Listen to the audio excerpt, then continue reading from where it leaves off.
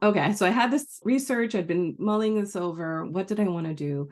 I decided to go with colors because it felt easiest, to be honest. I didn't really think through beyond colors. I did not know that my books would end up being a series. Again, like at this point in my career, I looked at one book at a time. I felt very lucky to be able to publish anything at all. I still felt like I was beating down doors to get these books published. And so I took what I could get. When I was conceiving of the book, I thought about how much Islam do I want to put in this?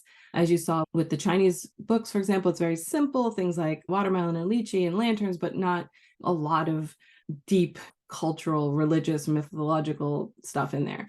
And again, I wanted it to be really appropriate for the school and library market.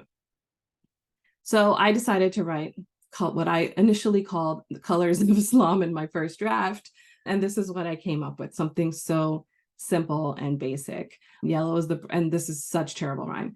Yellow is the bright sun that warms up the air. Blue is a scarf mom wears over her hair. Black is the Arabic letter I carefully trace. White is the fuzzy beard on grandpa's face. You can read the rest. It's bad.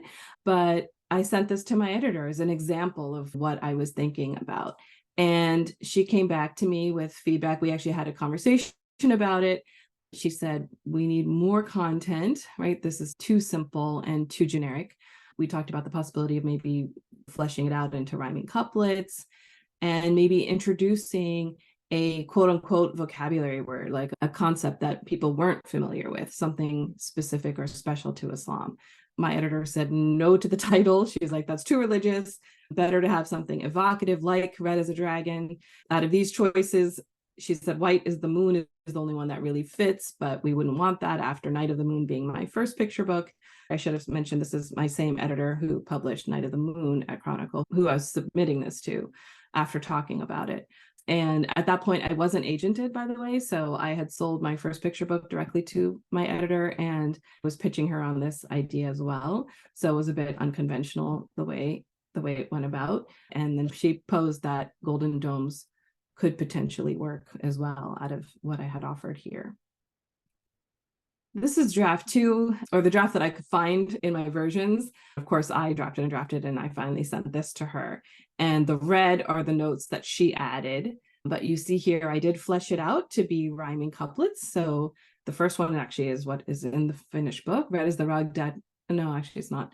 Red is the rug dad stands on to pray, facing toward Mecca 5 times a day. We changed it to red is the rug dad kneels on to pray. Blue is the hijab mom likes to wear. It's a scarf she uses to cover her hair. That was actually what we ended up with. But a lot of the other ones are not what we ended up with.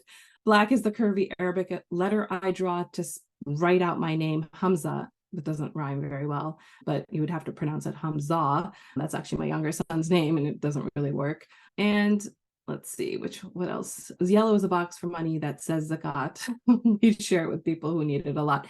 You can see how horrible and rough a lot of these rhymes are.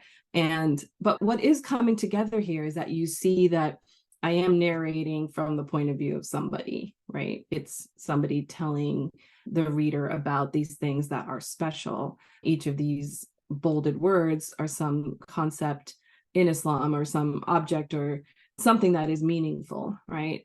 There is an exception like henna, and the oud here is not religious per se, it's more cultural, which is something I was also really worrying about at the time, because I said, I'm a Pakistani American Muslim. I know Islam from the Pakistani American context. And I felt very much at that time the need to be representative of everybody who was Muslim, which now I've given myself the space and of course understand that's absolutely absurd and impossible. But at the time I felt really burdened with that. And I fretted a lot about the idea of introducing henna, but it was such a perfect orange color. So I loosened the rules a little bit to allow that to happen. My next draft got better. Here you see what I turned back in, and the blue writing is what I said to my editor. So here we see red is the rug dad kneels on to pray, facing toward Mecca 5 times a day. It's getting warmer. Black is a curvy letter I draw to spell God in Arabic, Allah. The rhyme is still awkward. The meter is weird, but I tell her this is a true rhyme now. Allah pronounced directly sounds like draw. And I thought that would actually be good because it would maybe let people know how we say Allah. And then this one was interesting because in the previous one, When I said green is the Holy Quran, I read from out loud, sounding out the words makes me so proud. My editor, as you see, wrote, why proud? And I explained here when I wrote green is the Quran, I read out loud, hearing me makes grandma so proud. I explained that I had the kid feeling proud before because she was reading Arabic and felt proud of herself for being able to read the Arabic, since learning Quran and reading Arabic is something many Muslim kids do and spend a lot of time with. But of course, that wasn't obvious to her. And that was something else that was another layer here, was me trying to explain these things that are very familiar to me, but for an audience that might not have any idea what I'm talking about, right? So how do you balance that out? So here's some more examples. You see the steps that the text went through. Yellow is a box for money. This is so bad. I'm embarrassed, but I want you to see the ugly. Yellow is a box for money that says zakat. We share it with people who need it a lot, was like one of the drafts. Yellow is a box filled with stuff. Zakat for those who don't have enough, which really makes me laugh now. And then ultimately it became yellow is the box we fill on Eid with gifts of zakat for those in need. So hopefully better than the first attempts. Actually, this is a better example of the mosque version. You'll see the whole process here. So I had gold as a mosque that glitters in the sky with its big dome and minaret standing nearby. So again, like no rhythm, no like lyricism there. Gold is a dome shining in the sky. I see it and know the mosque is nearby. So getting better. Gold is a dome that points to the sky. I see it and know the mosque is nearby. And here we see, if the next column more, I'm continuing on, gold is a mosque with a dome big and round and a minaret towering above the ground, and so on. Ultimately, that we went with the idea of the mosque and the minaret, the artist actually sketched out 2 minarets. So that's why I kept playing with it, trying to change it to 2 minarets. And ultimately we came up with the one on the bottom there. Gold is the dome of the mosque, big and grand. Beside it, 2 towering minarets stand. So lots of back and forth, lots of tweaking, lots of sounding out syllables and stresses and reading it aloud. And that is something I cannot emphasize enough when you're writing picture books of any type, but especially rhyming picture books. It's really important to read it aloud. And it's really helpful to get someone else or several other people to read it aloud to you.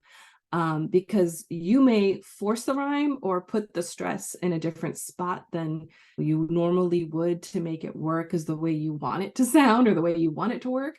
But when you have someone else read it or a few people read it, you'll start to see where somebody might naturally put the stress and it might not match what you hoped for. In this case, of course, it's a little bit different because I have these Arabic words scattered throughout. So it is a little harder for people who maybe aren't familiar with how to pronounce these words at first. And they may stress a different syllable than I might, but I tried to do it in a way where it would still work.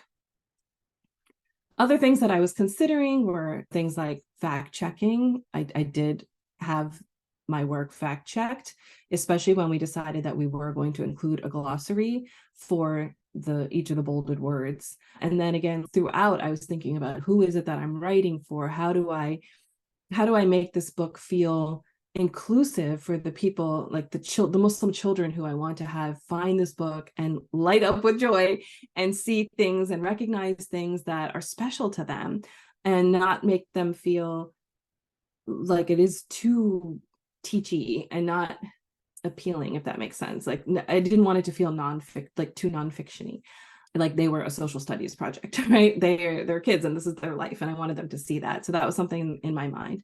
I debated whether or not to include an author's note. I didn't. I regret that now, because we did go on to include author's notes in future books. And then the illustrator, right? That was the next huge step. Once we finally had text that worked and we're going to move forward